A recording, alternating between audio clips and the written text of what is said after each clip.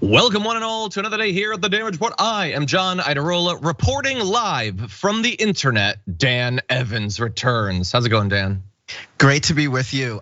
Great to be in this classic Dan from the internet room that basically no one's seen before because I was Dan from the dial-up back when I was working on this. So that was a different Dan from the GeoCities. Dan from the MySpace. What a pure time. Background. Let's go back. It was better in some ways. Actually, funnily enough, yesterday Francesca and I did our weekly top 10 list, and it was top 10 things we missed from the pre-internet era. So yes, I've been nostalgic recently. You know, before we jumped into the show, Dan was catching me up on a little bit of his life stuff. But what's been going on with your multiple projects? Oh yes, on PowerPort recently, on the last episode, I was on the strike lines for WGA. I talked to Adam Conover really briefly, which was really cool. And that's awesome. If you go again, I want to go with you. Oh, absolutely. We'll coordinate something. That'll be really fun. And then there's on the audio face side of things, Lyrics and Legos. We're interviewing artists while they're building Lego sets. That's kind of fun. Check that out at youtube.com/audiofacepod. And of course, Good Morning Bad News. It's always happening on TikTok. Check that out there. You know, by the way, I recorded for Good Morning Bad News a while back. Did that one ever get released? I kept looking for it and I didn't see it. I need to double check. I know we're behind on a couple of those, but let me double check on you. It was months ago. But anyway, it was really fun to film it. I just, it seems like Sabrina's. No, I'm pretty sure it was. No, I'm pretty sure it was. I never saw it. Anyway, yeah, I'll send it to you afterwards. Anyways. But anyway, the great contributors there, so everyone definitely check it out. By the way, speaking of Legos, I've been sort of casting my mind ahead to when my child is born, and I know it'll be a while. But one of the fringe benefits I'm looking forward to is, have you guys looked at Legos recently? They're awesome and very expensive, by the way, but awesome. There's some really good Star Wars stuff. Anyway, Legoland ain't gonna pay for itself. That's also true. Okay, so we're gonna jump into our news in just a sec. A little bit of behind the scenes. I'm just gonna say this is to Mike. I don't know who did this, but somebody pasted something into the rundown that is on every page and is throwing the entire rundown into chaos. So I don't know if that's fixable, but anyway, we got a lot that we're gonna be talking about through the course of today. Not only the relatively breaking news from just last night of Cop City being approved, or at least one more financial bureaucratic step towards it coming true. We're gonna be talking about that. Tim Scott, who is running for president, he was on The View. We're gonna evaluate his performance, and both Donald Trump and Ron DeSantis not looking great when it comes to their potential legal troubles. And then once we get to the aftermath, we've got George Santos maybe willingly going to jail. That's fun. And AI, I know what you're thinking. Is it coming to take my jobs? But what you should be thinking is, how many jobs has it already taken? We've got some numbers on that, as well as news from around the world. And meanwhile, so in advance of all of that, if you wouldn't mind hitting the like button and sharing the stream, that would be a delight. And you can send us comments, tweets, super chats, and all that. And Dan and I will respond as we go. But with all that said, Dan, you ready to start the show? I am, and I found your TikTok video, so I'll send that to you later. Yes, I can't wait to see it. That was so much fun to film. Anyway, with that, why don't we jump into our first story of the day? Despite what amounts to apparently the longest city council meeting in city history, despite widespread opposition from many different sectors of the community, 14 hours of testimony, the Atlanta City Council has taken another big step forward in approving what has come to be known as Cop City. They've agreed to allocate $30 million towards development of the $90 million 85-acre facility where police, firefighters, and emergency responders would train. It was an 11-4 vote around 5:30 a.m. local time. Almost everyone who spoke, and there were many people who spoke, were against it. What they were doing is participating in what they thought was democracy, but the joke, I guess, was on them and us, because we live in America, unfortunately, and that's not how things work. So, unfortunately, the will of the people was not respected by the city council there. We had a lot of people incredibly frustrated by that. Reverend Kiana Jones, activist and city resident, said that opponents showed up because we want you to know that we are not letting this go. This is not the end, because we have a duty to stand against injustice in all of its forms. And if you're not familiar with the story, and I think there's a good chance you are, it's been a big story for literally months now. The opposition to this massive police and first responder training ground comes in a number of different forms. Many people are worried about this being another massive step forward in militarization of the police. Some locals who live right around where it is being built are already concerned about the constant helicopters and troop carriers. And basically, it seems like they live in the green belt in Iraq, as well as concerns over the environmental damage that'll be done. We'll be talking more about that. And the violence from police that has already resulted in one activist being killed. So, Dan, this is an unfortunate update. What do you make of it? Very unfortunate. I love the irony that I think this was called, I had to write it down because it's so dystopian. The real name for it is the Atlanta Public Safety Training Center. And they were trying to do some stuff about, restorative justice and all these other different buzzwords that tried to help. But this is what happens when you get the slightly less conservative response, or the Democratic Party response to everything that was happening just 3 years ago today, actually, with the Black Lives Matter protests relating to George Floyd, Breonna Taylor. Too many names for me to say without getting choked up on air right now. But the calls from that, a lot of people said the calls to defund the police were strong and radical, but what was really beneath those were to reallocate police resources to other aspects of society that will prevent crime. People complain about danger on, metro systems or subways or things like that. People complain about people who are unhoused on the streets. Well, if the cops weren't getting, the majority of major city budgets, and the cops weren't getting these major projects, I'd love to see Atlanta spend $90 million to build, a campus of housing somewhere in the forest, right? There's so many other things that could be better done with that money. And like you were saying earlier, John, the fact that you had supposed democracy, people who came out to protest and stand against this cop city thing, saying, no, we don't want this to be the environmental disaster it's going to be, or the ultimate cop training disaster. Oh no, they hear me, that it's going to be. But but the fact that the supposedly progressive city of Atlanta, black people always call it Wakanda in America. Supposedly this is the city where black people have things under control. You see it time and time again. Mayors are on the side of giving the cops more money. Even these mayors elected by black people in a majority black city. So it just goes to show even the Democratic Party option for restorative justice, or thinking past this really broken criminal justice system that we have right now, is woefully inadequate. And worst of all, they're not even listening. Yeah, no, not at all. Well, I mean, I guess they technically, maybe they listened. They considered it here, for 14 hours. They were there, their ears were present, but were they truly listening? Perhaps not. Yeah, you brought up some great possibilities for how that money could be spent. One way that they could spend it in this sort of facility, doing something like what they say they're gonna do is, what if it wasn't constant drills on how you kick down a door and throw a flashbang in? What if it was, okay, here's a crazy situation that you just might come across in your job. Someone is experiencing a little bit of chaos in their home and they're calling you. Now, what are you gonna do? Are you gonna show up and help? Are you gonna murder the person who called you? Which are you gonna do? That's a fun little simulation that they could run through. Here's a person that's having a little bit of a mental health crisis. Let's see if you can get through this incident without murdering them. Those would be good bits of training that they could do. Integrating some of the philosophy of defund the police, having police work alongside mental health experts to figure out, how do you distribute responsibilities and authority for different sorts of incidents? That would be sort of next level training that I think is sorely needed.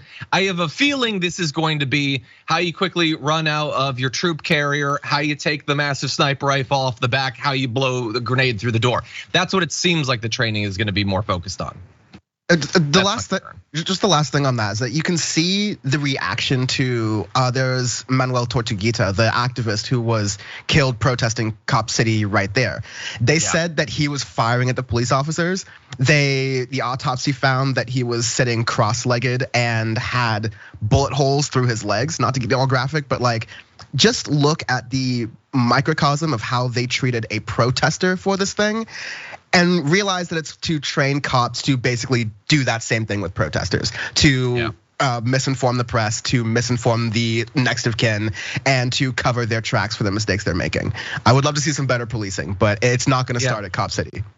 And I'm really glad that you brought that up, because really, I just want to address a couple of the concerns that people in the community have. So the people who are worried about their area now being ruined because it's right there, there's nothing that they're gonna do for those people. So feel really bad for those people, their life, their experience of their life, their property value. I don't know what's gonna be done with that. On the environmental stuff, they say they've taken concerns around the environment seriously. They say that they're not gonna have to cut down acres of trees because the targeted parcel of land is already cleared, and those trees that exist are invasive species. Well, first of all, I don't know that I necessarily trust you to decide what percentage are invasive species and whether invasive species have some sort of right to be there, but that's what they're saying. They also say that any hardwood tree destroyed in construction will be replaced with 100 new ones. Okay, that's a fine pledge to make. Case could be made that a multi-century old hardwood tree being replaced by a brand new one, or even 100 brand new ones, is not exactly the same thing. It's one thing to plant trees, it's another thing to maintain them so they actually grow to maturity. A lot of those projects that plant trees don't necessarily steward them afterward. And in many cases where those have been checked years later, there's no trees there. So still concerns about that. But interestingly, so the environmental stuff, they seem to be taking more seriously than the militarization stuff. Because if I was concerned about this, as I am, I would be very concerned to find out, as was reported by Kenny Clips himself, Ken Klippenstein, that a recent intel report by the Department of Homeland Security about some of the protesters appears to have cribbed language directly from Andy Ngo. You can see, and he's got an article up on The Intercept, by the way, where you can get more details on this. References to violent far left militants, basically, is almost word for word right out of an Andy Ngo thing. Andy Ngo, of course, is a guy who I think technically he identifies as a journalist, but clearly his job is doing PR for violent fascist thugs. So it looks like they're big readers of Andy Ngo, which is very concerning if you're worried about where the police are going. Anyway, any final thoughts? I love the contrast of Andy Ngo, milkshake face as I like to call him, describing 5 militants as part of a far left violent occupation. And then you look at Roy Wood Jr.'s great piece from The Daily Show, and he's talking to the people there, and they're, they don't want to be recognized, but they're talking about, yeah, we have prayer circles over here, and then we're going to borderline sing Kumbaya over there, and then we're gonna do like these are not violent people. So I'm not encouraged that we're just gonna be making a city for more of not just policing and what they do, but the culture of policing, which is lying about left-wing movements. 100%. Yeah, if they were violent people, then Marjorie Greene would be advocating for their interests, and she's not. Anyway, with that said, okay, we got a lot of videos coming. You know what? We're gonna go to a little bit of an early first break, but when we come back, we're gonna lighten things up just a little bit, make fun of Tim Scott. That'll be fun. So don't go anywhere. We'll be right back.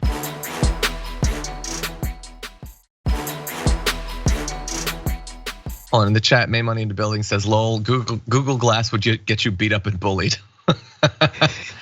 I think eventually they're gonna have some sort of chat GPT glasses that you could do like live queries and get answers in that. And I would find that to be useful. I'm gonna be a person who someday is gonna try to wear something like Google Glass. I do like the idea of it, but I probably will get beaten up, perhaps by May Money in the Building. So shout out to Snap Spectacles. They really kind of hit it. No one really bought those, but that was the coolest one, where they were like little glasses that took photos. They look like shades. I think Snap had the right idea, but I think the issue is always going to be that people are very uncomfortable about cameras being shoved in their face. Like I think Google Glass, but no camera. At least the Snap ones would be like very bright, like they would do like a sunrise thing as they're recording, so people were very obvious when it was taking a photo. Yeah, I actually had it at a holiday party many years ago, but anyways. Wow. Yeah, I used to see glasses light up like that in the bathroom sometimes, and I got uncomfortable, but I wasn't sure why. Now it makes all the more sense.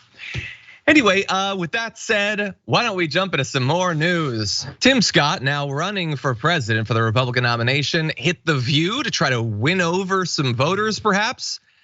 Let's see how successful he was. You have indicated that you don't believe in systemic racism. What is your definition of systemic racism? Let me answer the question that you've answered.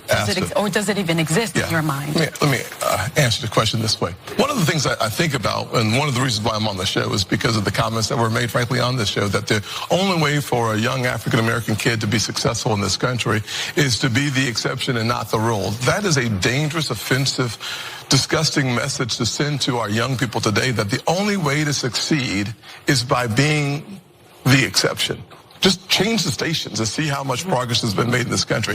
ABC, NBC, CBS, ESPN, CNN, Fox News all have African-American and Hispanic hosts. So what I'm suggesting is that the yesterday's exception is today's rule.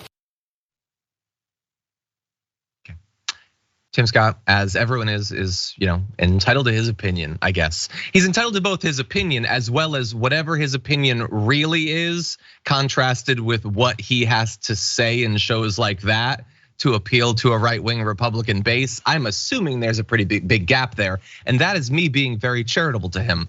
But in any event, the idea that because there are Black and Hispanic hosts of news shows, then we do not need to think about nor fix systemic racism in any broader sense, that is a position. Dan, what do you make of it?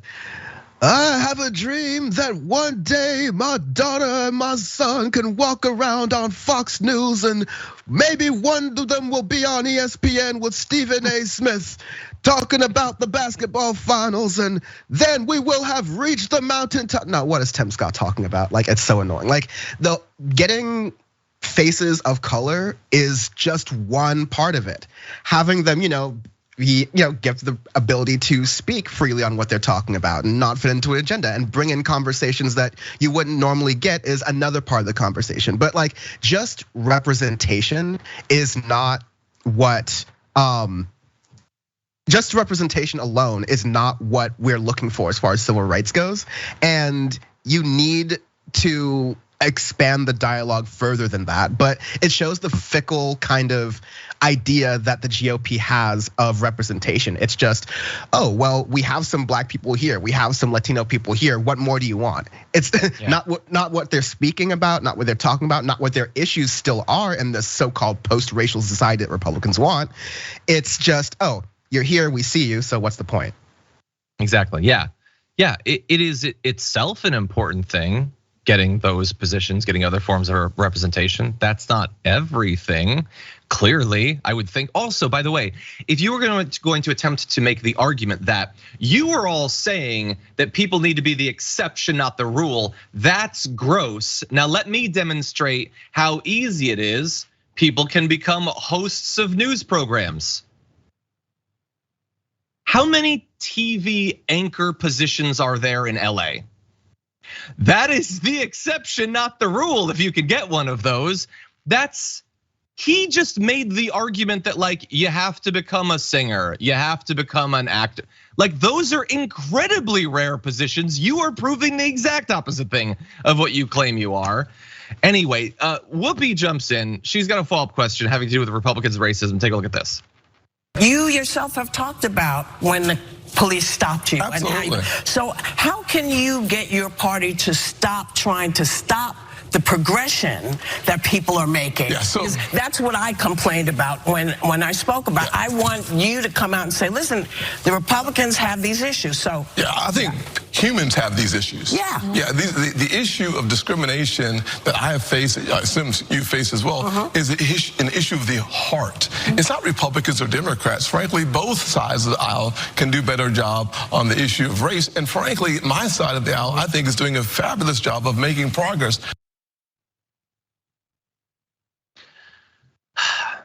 So Tim Scott is intelligent enough that he can make a claim that's obviously true, like both sides have more to do, that racism isn't just a thing of the Republicans. Well, obviously, there are tons of liberals who are racist or support racist policy. There are tons of quote unquote leftists who are racist or support racist policies. That doesn't make it equal. That doesn't make it equal in terms of the elected officials on both sides of the aisle. It doesn't make it 100% different. There are awful Democrats. Clearly, we're the most critical of them, more so than Tim Scott. But the idea that because everyone can be racist, let's just pretend everyone is equally racist. Oh, and then also let's not do anything about it. Well, that is convenient for the status quo. It's convenient for those politicians because you are not pushing for massive reform there. You're apologizing for a lack of it. What do you think, Dan?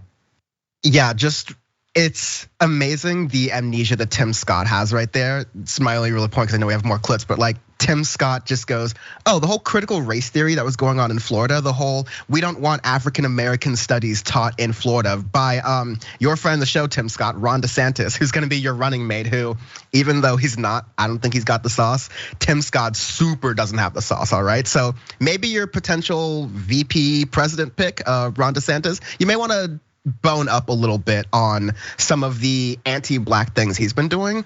And then, he's gonna do a bad faith look at the Democratic Party and try to false equivalency his way to that too, going, oh, well, Democrats are also banning things about black people from being taught in schools. Then he just leaves the entire Republican ideology altogether. So he's kind of stuck here. He's going, I don't see certain things just to appeal to a certain audience, but he's also gonna play up his black card for another audience. He's in an impossible position here, so yeah, I can't wait to see him flail more.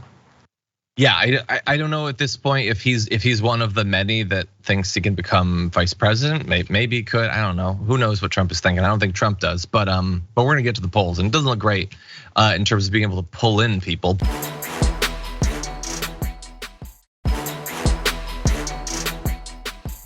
Anyway, we have actually you mentioned DeSantis. Why don't we just jump right into when DeSantis came up during that View appearance? This month we are celebrating Happy Pride, everybody. And so a lot of Republicans tell me Ron DeSantis has gone too far. Republicans are going too far on this issue. Do you think Republicans are going too far? Well, I don't think that Republicans are going too far on some of the issues that you're underlining. The truth of the matter is that when you look at what's gone too far in the corporate culture is, in my opinion, the radical left making decisions to take stands against issues like the Georgia state election law. You think Disney is the radical left? Well, I'm talking about No, but do you think Disney's radical left? Well, I think Disney and Ron have been in a combat zone for a number of months over what I thought was the right issue as it relates to our young kids and what they're being indoctrinated with. I thought he started off on the right foot on that issue. It is 100%. No, not here. I'm sorry, sir. Do not boo. This is the View. We accept we don't have to believe everything people say, but you cannot boo people here, please. Why not? Why not? What he was saying was BS. Okay, look, they're the host of the show. They can obviously decide what their rules are or whatever, I guess. But if you're cool and encourage cheering when people agree with what's being said, why are they supposed to be silent when they disagree? So it seems like you do want reactions, but only helpful ones to your position. And I'm not saying that she agrees with them. Clearly she doesn't agree with him. And I get that they don't want to scare guests off, but that seemed like a really aggressive response from Whoopi there to what Tim Scott was saying, which was utter BS. Yeah, Whoopi, I would have been much more aggressive in countering what Tim Scott was saying, which is it's such a narrative on the right that you have to stop people from taking it as a given. Corporations, I mean, I don't even care about the whole like pride corporations thing because we've talked about rainbow capitalism since I was back on TYT. We know these corporations just care about selling things. If they can put a rainbow on it to sell it, God bless. But this framing they have that just by having LGBTQ plus existence, just by teaching about these things, that it's somehow grooming children. Meanwhile, the Catholic Church, which Fox News like never talks about, which Republicans never talk about. But if you're reading in the news, you're seeing a lot of these cases of, unfortunately, clergy abusing minors. Not a peep about that. Because it is, and again, what Tim Scott said fundamentally there was ridiculous in that, oh no, there's no attack against LGBTQ plus people. Everything else is totally fine. Meanwhile, you have prominent right wingers calling for an extermination of transgenderism, which is not a thing. It's not an ideology. It is just what is actually going on here. So if Whoopi Goldberg can't take a stand for that, but she can take a stand to her audience, shh, be polite to the bigot that I just invited on the show, then there's an ounce of respect I had for Whoopi Goldberg gone. Yeah. I mean, there was a lot of things that if she wanted to, she could have said, not only rebutting the idea that they're being indoctrinated, as you pointed out, simply acknowledging that something exists is not indoctrination. That's not how it works. Oh, also, indoctrination is not just about what you're told, it's also about what you're allowed to be told. When you bar topics from discussion, that is a form of indoctrination. Oh, also, we asked you a specific question, is Disney the far left? And you'll notice he didn't answer. He ran as fast as he could to, well, it's a good topic and they were indoctrinating.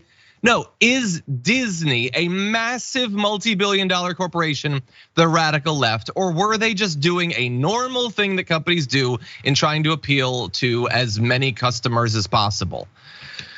He had no answer, because there is no answer that you can give to that as a right winger that will satisfy your base and not make you look ridiculous at the same time.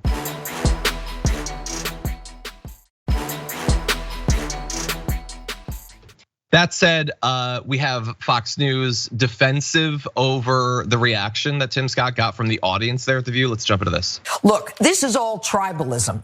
We have made the racial progress. We've made all kinds of things. It's the Democrats who keep pulling us back. Think about Joe Biden right at the beginning of the administration. First thing he does with Anthony Blinken, who should have been working on getting out of Afghanistan, but instead was too busy talking about how racist America was. They go to the UN and they say, tell us how racist we are, to get confirmation from the UN that we are a racist country. But if you had an African American like Tim Scott, who had the same background, poor, black, divorced, mother worked 16 hours a day. He became a senator. He's now running for president, but he had a D in front of his name instead of an R. They would have been applauding him from the time he came on the scene. But that's not who they are. It's about tribalism. It's about not recognizing, hey, by the way, we've elected a black man president twice in the United States. We're not going backwards. We're going forward. Yeah, that's a stupid hypothetical, because the difference that you would have is if he had the D next to his name, I'm presuming that he wouldn't be saying the stupid BS that he is right now. If he was still saying that and the Democrats cheered him, then yes, that would be ridiculous and that would be tribal. The issue here is that we're criticizing positions that Tim Scott holds and claims that he's making. We are not simply evaluating him based off of tribal identification. And because we're focusing on the substance, we're being called tribal. She is saying, Dan, ignore the substance, ignore his positions, ignore his ideology, just clap for him because you're supposed to approve of any politician who's black. And unless you do that, you're being tribal. Now, I understand why perhaps, they're wild firing because Fox is just always against tribalism. This is just a consistent thing that they always do. But yeah, her argument there makes absolutely no sense whatsoever. Yeah, never mind the projection that's obviously there. Oh, the Democrats are being tribal, but she's listing, this is a black person who went through like different adversity and now they're in office. Duh, Democrats should support him. It's like, once again, you see the kind of vapid, one-dimensional idea that they think the Democratic Party is, as though, we don't talk about issues and policies, and that honestly, especially if you're on the left, we're not infighting almost as much, if not more, than we're fighting the Republicans.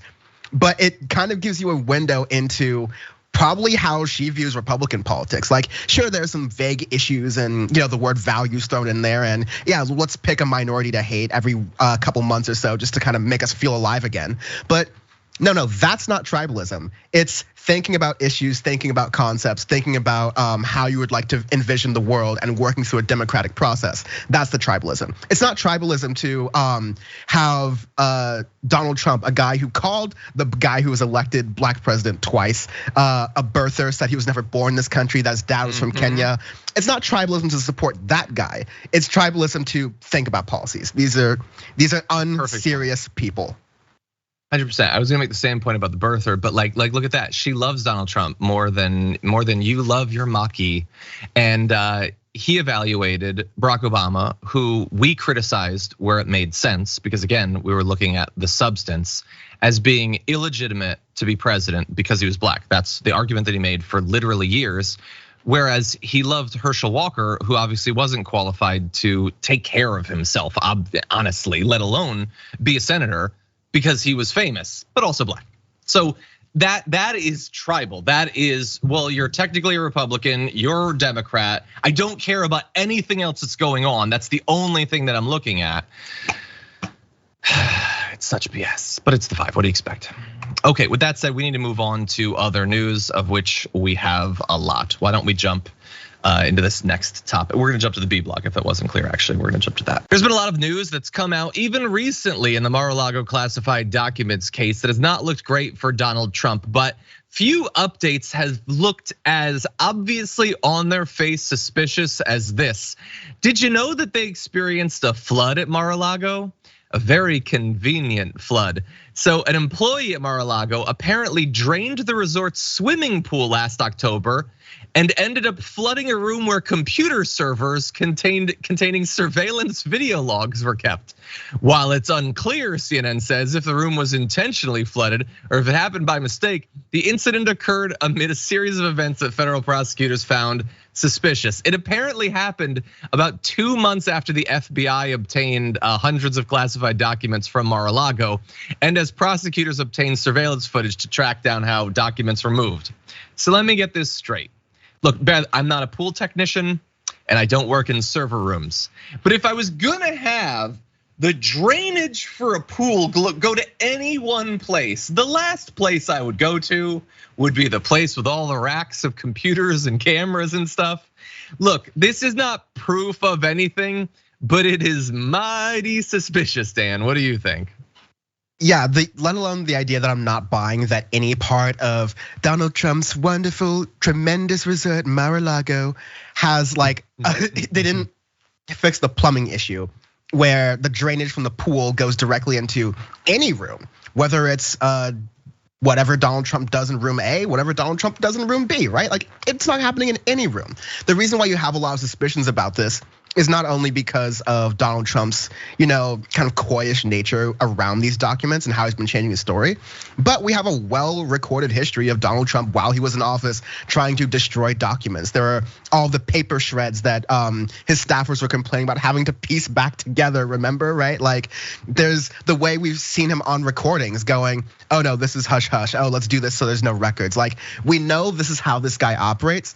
So if you're gonna tell me, oh, sorry, it's the pool guy, was it me? If it were me, I would have kept those documents perfectly safe and handed them over to the FBI if asked, as requested, like any kind, genius person would do. But no, I just don't believe it. I don't, free the pool guy, free the pool guy. He did nothing wrong. I mean, a lot of workers are apparently talking with the FBI, so maybe the pool guy has been freed, or pool woman, by the way. Let's open up the possibility. Yes. I thought you were going to allege that it hadn't flooded because of the pool. It was just because he'd clogged the toilet with so many Iranian invasion documents, but no proof of that yet. Apparently, prosecutors have heard testimony that the IT equipment of the room was not damaged. That's what the testimony said, at least. I will see if that ends up being true. But I will remind you that just some of the recent updates, and you'll need this context for what we're gonna talk about in just a little bit.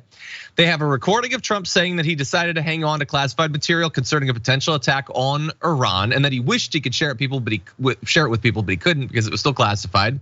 A Mar-a-Lago staffer who helped to move boxes at the resort allegedly asked around the time that the Trump organization was subpoenaed for footage of the club, quote, how the security cameras worked and how long images remained stored in the system.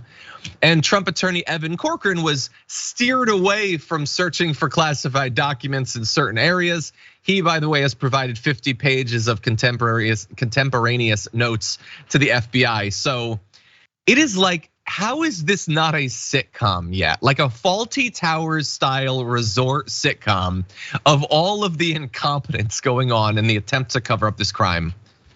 I should probably write that. I think I'm gonna get on that. But anyway, we've got a fun update, so why don't we jump into this? After all these horrible updates for Donald Trump on the investigation into the theft of classified documents, he apparently, at least it looks, tried a last-minute gambit of sending his lawyers to talk with the DOJ to see if some sort of deal could be worked out. They apparently met on Monday at the Justice Department with officials, including Jack Smith, the special counsel, if that's his real name. This is 2 weeks after they requested the meeting. You had James Trusty, James Trusty is the guy who was doing the media rounds a couple days ago. Lindsey Halligan. They left the Justice Department after nearly 2 hours. So they go, they get the meeting they want. They talk to Jack Smith for 2 hours, then they leave. They don't talk to reporters. And so you might think, we don't know what happened. We don't know if it looked bad for Trump. We just don't have any information to go on. But that isn't technically true, because while the lawyers didn't speak to reporters, Donald Trump did get on his phone really soon after that meeting, and he bleated this. This is in all caps, by the way, for listening on the podcast.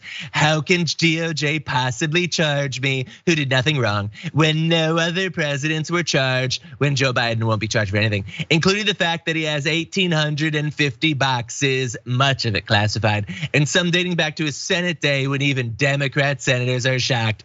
Also, President Clinton had documents and won in court. Crooked Hillary deleted 33,000 emails, many classified, and wasn't even close to being charged. Only Trump, the greatest witch hunt of all time. Dan, does that seem like a guy who got good news in the meeting between his lawyers and the DOJ? Yeah, for those of us who have long-term memory, who remember when exactly, he kind of gave up the game there by reminding us when Donald Trump was going, yeah, this is crooked Hillary, she's so crooked. How could she possibly steal classified documents and keep them for herself in a private residence? By the way, I'm gonna do this too. But it's a witch hunt against, when I was doing the hunting for the witches, that wasn't a witch hunt.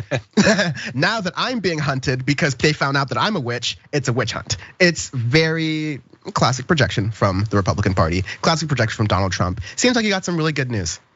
Yeah, it seems great. By the way, I just want to mention just a couple other things he said. He goes on to say, the Marxists and fascists in the DOJ. First of all, those are the exact, they're not the same. I wish. Oh, it's from Marxists. A class, like read a book. Anyway, he goes on to say, and I love finding out about new theories that I can only assume the right has been obsessed with for a year, but I've never heard of.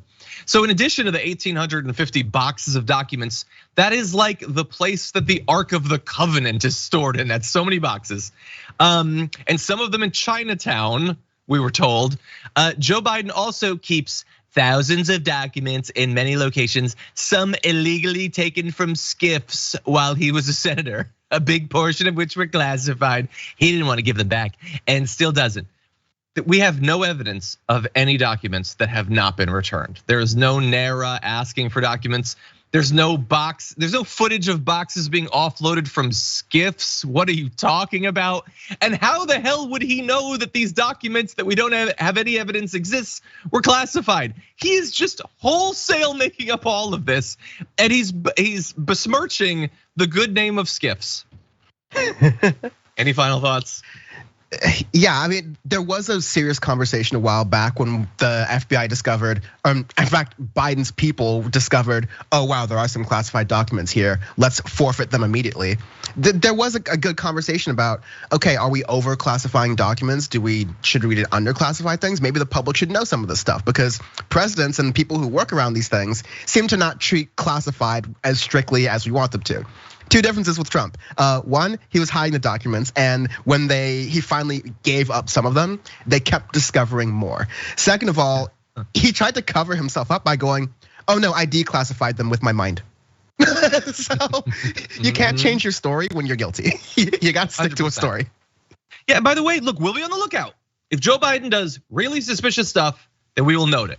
If his skiff sinks, and then sinks to the bottom of the ocean where it crashes into all of his computer servers, then we will let you know about that. As of right now, his skiff seems to still be seaworthy. He really thinks his skiff don't stank.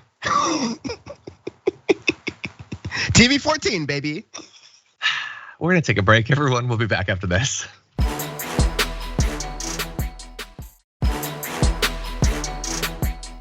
Okay, DJ BT says, I'm gonna laugh so hard when John's kid doesn't like games, but is really into music and anime. I wouldn't be against the anime. I've enjoyed some anime. But anyway. Future John's kid, Uncle Dan's here for you. Music and anime, we're all good. We're all good in the hood. We got you covered. I'm trying to expand my horizons. I watch a lot of soccer. I went to another soccer match last night, so I've got some of the sports covered. You would like hockey, maybe not because of the contact sport, but because one of the best teams are night themed. Which? The Vegas Golden Knights. So it's a lot of medieval stuff. They do a lot of fun things. You might be into it. Do they wear swords? No, I was super into the Mighty Ducks growing up, so maybe that's a possibility. Oh yeah. Anyway, with that said, why don't we jump into a couple more stories to close out this hour? You might remember that Ron DeSantis decided that he was gonna get a little bit of cred on the right by spending literally millions of dollars from Florida taxpayers to effectively kidnap migrants in Texas and then fly them to a different state.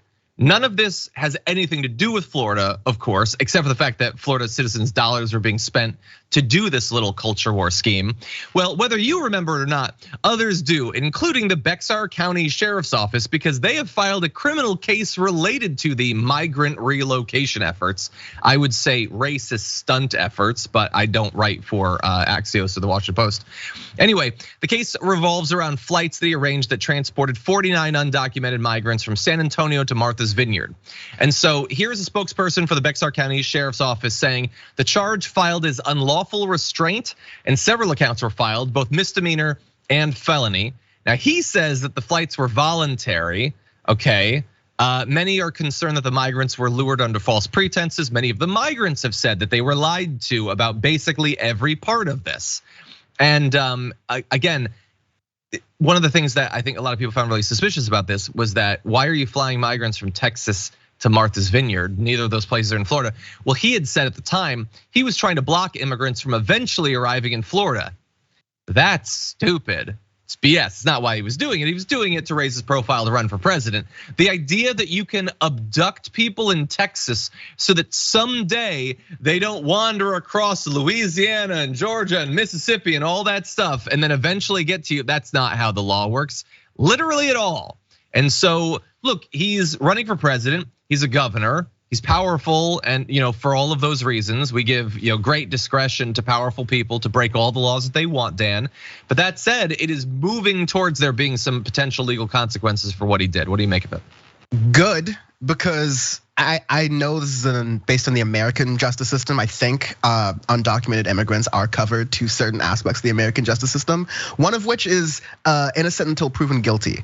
So you can't say that, oh, we think they might come to Florida, so as a preventative measure, we captured them and sent them to Martha's Vineyard or Penn Station in New York or Sacramento in California, as we're gonna get to in a moment here. Like, this is, as we covered when it was happening, it's a completely inhumane way to deal with the immigration crisis. And doesn't really show DeSantis as being a solutions-oriented governor.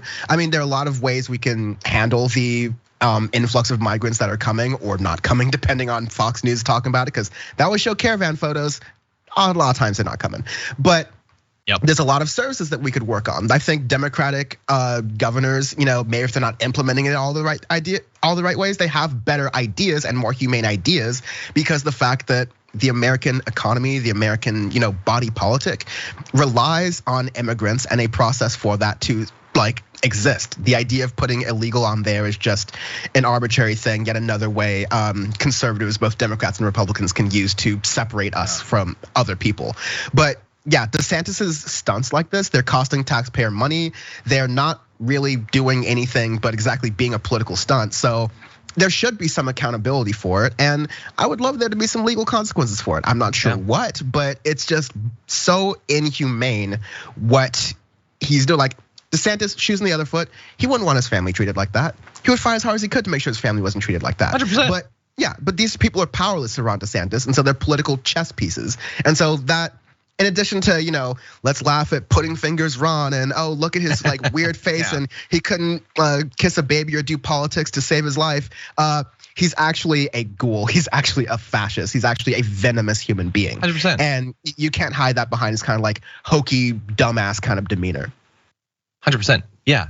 And look, I think it seems pretty obvious to people. I can't see somebody and be like, hey, you want to ride to, you're waiting to go somewhere? I'm gonna pick you up in an Uber and I'm just gonna drive you to Montana and drop you off. You get that, like, you can't do that, right? So why does the governor get to do that? Why does he get to do that to 49 people? That doesn't make any sense. Just the fact that like millions of dollars were spent doesn't make it a crime. Just because it was more organized and better funded doesn't make it not a crime.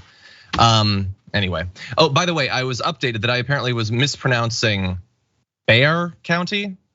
I want to be very clear though, lest I suffer some sort of charges. Many people think, well, he's not from Texas, so that's why he's mangling that name. I want to be very clear. I lived in Texas for more than 5 years. I'm still mangling the name because I lived in Austin and I guess I wasn't super close to that area. So I should probably know how to pronounce it. Apologies to all of the people living in that area. Anyway, yes, by the way, as you mentioned, they're also now looking into him doing effectively the same thing in spending money more recently to pick migrants up, I believe from Texas once again, and then send them to Sacramento. So that is now being investigated. Gavin Newsom actually tweeted that Ron DeSantis was a small, pathetic man and brought up the kidnapping charges. He's still doing this. He's spending more money. You cannot kidnap people, lie to them, and drop them off on the other side of the country. And I should not need to tell full-grown adults that. Anyway, with that said, we do need to move on to our last story of the hour, everyone, so let's do that. A critical dam in Ukraine has apparently been destroyed. And now accusations are flying back and forth between the Ukrainians and the Russians as to who is actually responsible for this. There is video, I believe we can bring up, showing the actual damage right there. It was, yes, you're gonna be able to see an absolutely massive flood of water coming through there. For context, the size of the body of water that the dam was holding back is the size of the Great Salt Lake in Utah. This is not a minor reservoir. This was a massive dam. Now, who is responsible? Not immediately clear. President Volodymyr Zelensky blamed Russian terrorists. Ukrainian officials said that Russian forces had caused an explosion at the facility, but a spokesman for the Kremlin says that Ukrainians destroyed it, calling it a sabotage attack. Apparently, according to the prosecutor general of Ukraine, 17,000 people had so far already been evacuated in the aftermath of the dam explosion, but far more are at risk from it. And in particular, people are worried about the fact that along the path of what's going to be of the damage, basically, there's the Zaporizhia nuclear power plant. There was concerns about the possibility of the water that's used for cooling the spent nuclear fuel rods potentially being at risk. They're saying that's not a concern, but when the risk is a nuclear power plant, they don't often come out immediately and say, dear God, it's gonna blow. So look, for all we know, this is not causing any additional risk to the nuclear power plant. But I would put a pin in that and keep an eye out for the next few days. But Dan, what do you make of all this? Yeah, this is another, I think a lot of stuff is ramping up. We're starting to get into spring and summer, and so the weather's better for all these different offensives that Ukraine is going to be doing as a counteroffensive, and then Russia is going to be trying to do to continue to justify their existence in this invasion. As always is the case, I find it hard to believe that Ukraine would pick this dam that is a huge power source, it's a huge water source, and also could potentially leak into that Zaporizhia nuclear plant. I find it hard to believe they did that to themselves. Some of the other stuff, like drones going over to the Russian side of the border, which America's not super happy about, that might be Ukraine. They deny that, but we can kind of be a little bit logical here. But this is just kind of another case of the slow kind of roll of what kind of slightly terroristic actions can Russia do, followed by how much media spin can be done around to muddy the waters, no pun intended. Yeah, hopefully it doesn't hit the power plant, because Fukushima Daiichi in Japan was like 15 years ago, and they're still dealing with the water mixed with nuclear chemicals from that plant. So hopefully it doesn't turn into something more dramatic than this. Yeah, well, in this case, in terms of contamination, they've also talked about 150 tons of engine oil being leaked as a result of the explosion. Zelensky had said that there's a risk of further leakage of more than 300 tons. So, in an international context, that's obviously very serious, that water is being contaminated to that extent. If it was leaking from a pipeline in the United States, we'd be told to totally ignore it and the media wouldn't even pay attention. But thankfully, they're taking it seriously. Anyway, this is definitely something to keep on your radar. I agree with you. It doesn't seem to make initial sense to me that Ukraine would do this, but I also obviously am no expert on Ukrainian military strategy, so I cannot rule out the possibility. Seems like a weird choice, but we'll keep an eye on it. Anyway, that is unfortunately all the time we have for the first hour of the show. Much more to come in the aftermath, everybody, so don't go anywhere. We'll be right back.